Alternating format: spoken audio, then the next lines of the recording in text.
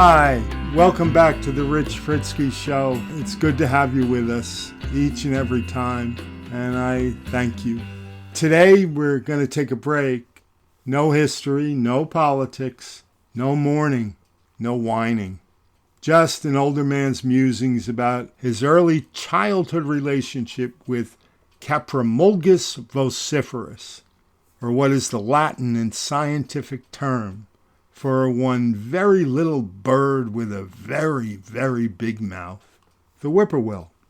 The definition of vociferous, by the way, and interestingly, a rare Latin to English 10-letter, uniquely unchanged derivative of a word, is constantly or noisily crying out, which is just what that bird did, high-pitched and distinctively. Whippoorwill, whippoorwill, whippoorwill. Now, Lord knows I cannot do justice to its high pitch or its shriek, and yes, it has been a long while since I heard it, but it still lives large in memory and it pleasantly haunts, especially on days like today when the greening and flowering of spring actually works its magic, inviting summer to come a-calling, no matter the damn pandemic.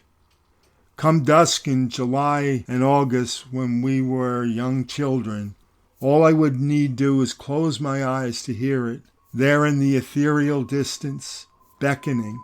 Whippoorwill, whippoorwill, whippoorwill. Faint at first, but then loud and clear and even piercing. Whippoorwill, whippoorwill. Yes, a nocturnal creature. It awoke at dusk, claimed domain over the forests of Crater Lake, the entire Delaware Valley, and the entire low-lying Kittatinny Blue Mountain Range. Through the screen of the bunk bed room above the kitchen in the Evans cabin, that of my great-aunt Mary, my Evans cousins would hear it, and through the 2.5-foot by 4-foot screens on the two windows that graced what we used to call the upper dormitories, eastern and western walls, the dormitory with the 4 queen beds and the crib in the corner of my Nana's Glockamora, the rainbow's surprise. My brothers and sisters and Cassidy cousins would as well. Crater Lake was a little bit of heaven, via which my extended family of 2 grandmothers, 18 parents, aunts and uncles, and some 45 cousins, and inevitably their spouses, and inevitably their children, became a single and intimate family. One. Me for them and they for me, each and every one, and each and every time, for some 60 to 70 years now. And there in Glockamora's holy height, the upstairs dormitory, or in the Evans bunk bed room, where the screens of both overlooked the same patio, we Cassidy, Fritzky, Varick, Evans, Burlington, Miller, Adrian, Stuffy, Madden children were. In the 50s through the mid-70s, in the magical dawn of our formative years, piled high on top of one another. Eyeball to eyeball we children were, all 45 of us at one time or another.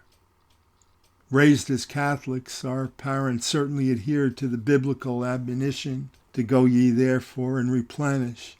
So piled on high we were, 3 in a row or 2 on 2, in as many beds as were necessary, eyeball to eyeball, window to window, where the whippoorwill lured us and went so far as to judge us. As that bird came to life each evening, whatever energy or noise or joy or playfulness that was left in us was summarily, and make no mistake about it, utterly abandoned. The whippoorwill's cry and getting one's tail to bed were joined in lockstep, 2 peas in a pod. That bird sung and we jumped, literally that is, and just as far and high as was necessary.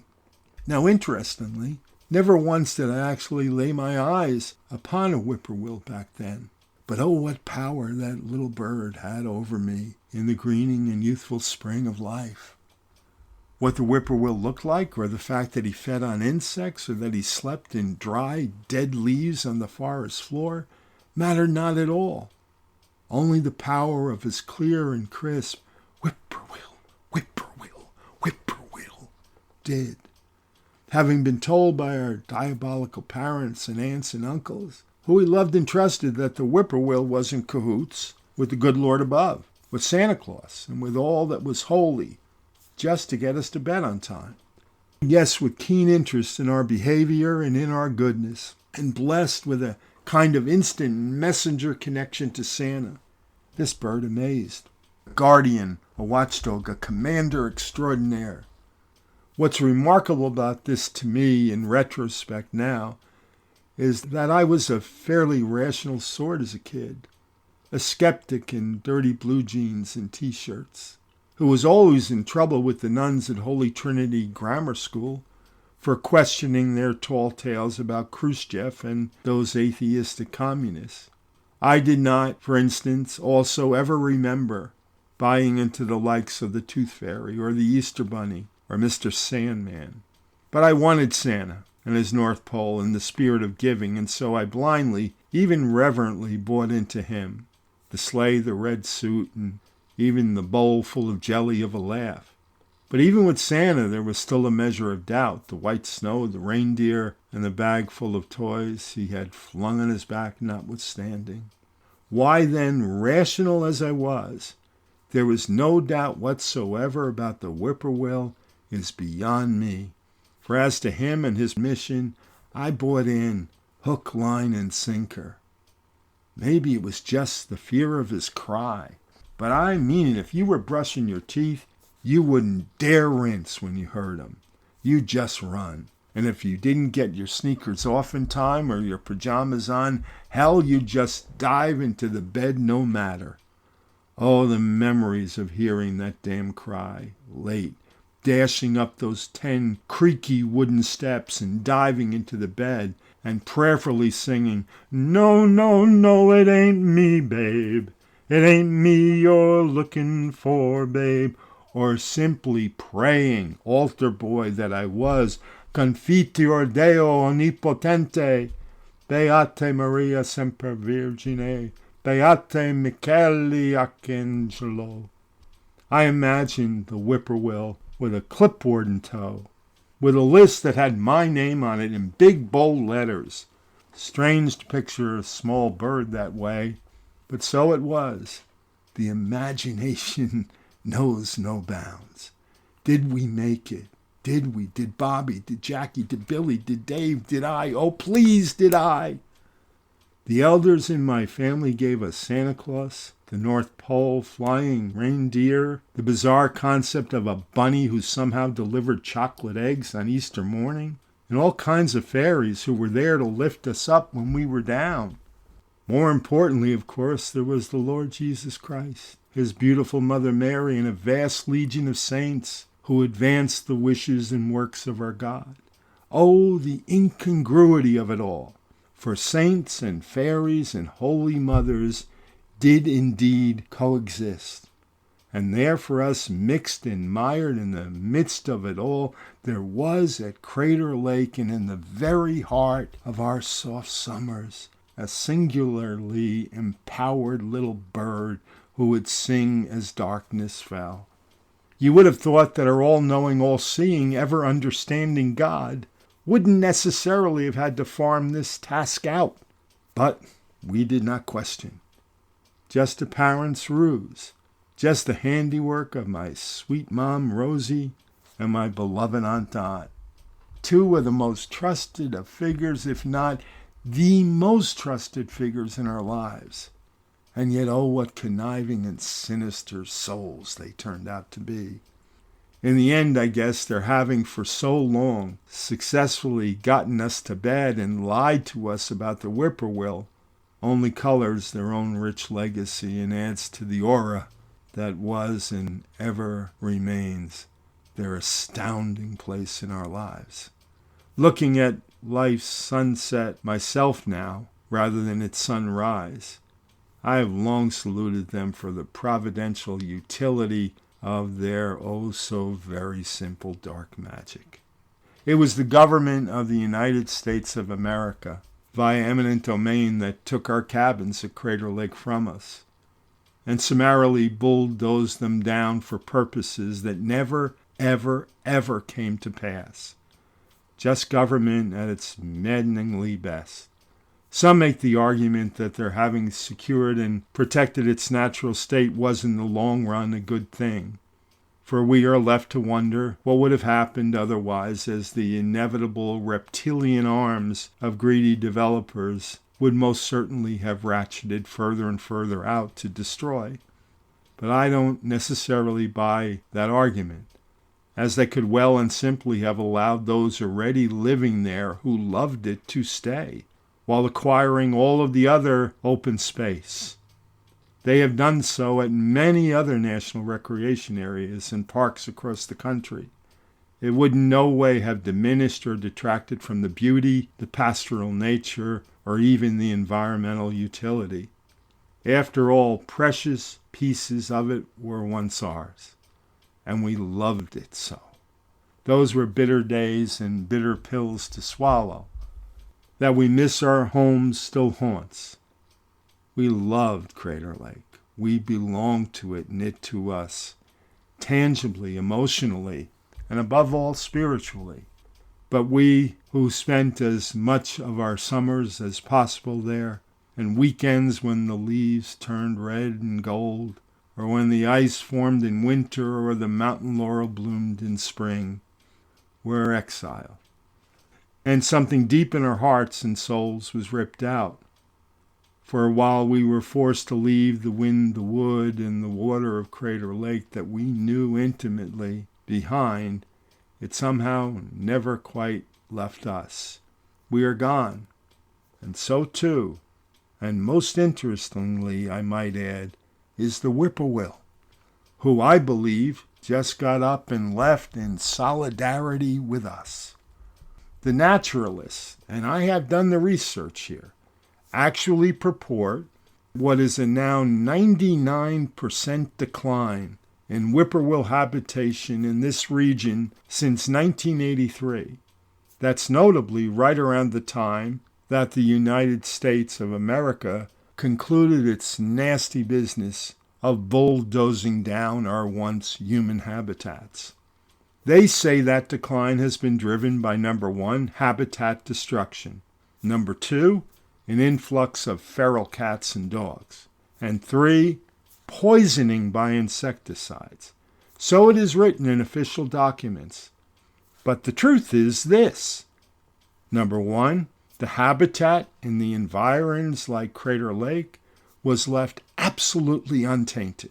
Number two, there was no use whatsoever of deadly insecticides there. And number three, there was absolutely no influx of predatory species, neither feral cats nor dogs. So again, I maintain, in fact, I insist that the whippoorwill, a species that, thank God, is not threatened at all globally, left the environs of Crater Lake in communion, in solidarity, in spirit, and in fact with us. Because there were, after all, no children left to lure to sleep on a summer's eve anymore. Devoid of meaning and purpose, devoid of us, the whippoorwill and its ethereal cry abandoned Crater Lake. Our poor whippoorwill is linked to so many legends beyond our own, to the very richness of American folklore. The whippoorwill was mentioned in Washington Irving's immortal Legend of Sleepy Hollow. And an old New England legend suggested that the whippoorwill could sense the departing of a soul and go so far as to capture that soul as it flees. And out of the Ozarks, a song suggested that what the whippoorwill is sensing is simply this. Whippoorwill, whippoorwill, whippoorwill means cherish the moment, cherish the day. The whippoorwill sings in Randy Travis's Deeper Than the Holler, and Elton John's Philadelphia Freedom, and Don Henley's Talkin' to the Moon, and Jeff Bridges' Crazy Heart-inspired Brand New Angel, and dozens upon dozens of other songs. One thing is certain, So many people have, throughout the ages, found something spiritual, something soulful, something larger than life, and telling and deep in the whippoorwill's simple evening song. We move on. Life gives way to life, and the whippoorwill cries. The long day wanes, and the whippoorwill cries. In memory, in spirit, and in the wood, the wind, the water of Crater Lake still, brittle pieces of our souls are scattered, and the proud memorials to the goodness, grace, and wonder that shaped all of our lives there are now but the very province of that wood, wind, and water alone.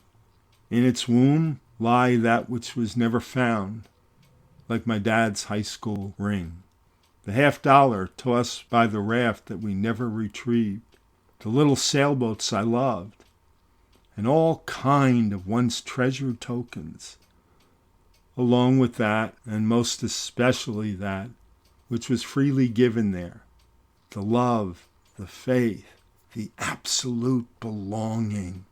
For there indeed fractured pieces of the best of us also forever remain.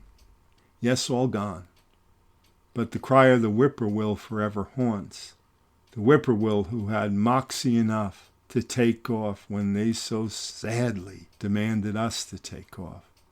The whippoorwill who now tells tales about what we lost elsewhere. Safe in bed we lie, longing for the new day to dawn, then as now, so as to give our best to the morning sun, the day to come, and above all and most certainly to each other. By the way, just for the record, I grew up, cast off all doubts, and finally discovered that Santa Claus indeed lives, and lives forever. Believe. Take care. It's a joy to be with you. We'll be back next week with tales of my dad's life as a frontline medic, a cry of my brother Bob's, and another kind of prescription for living. Thank you.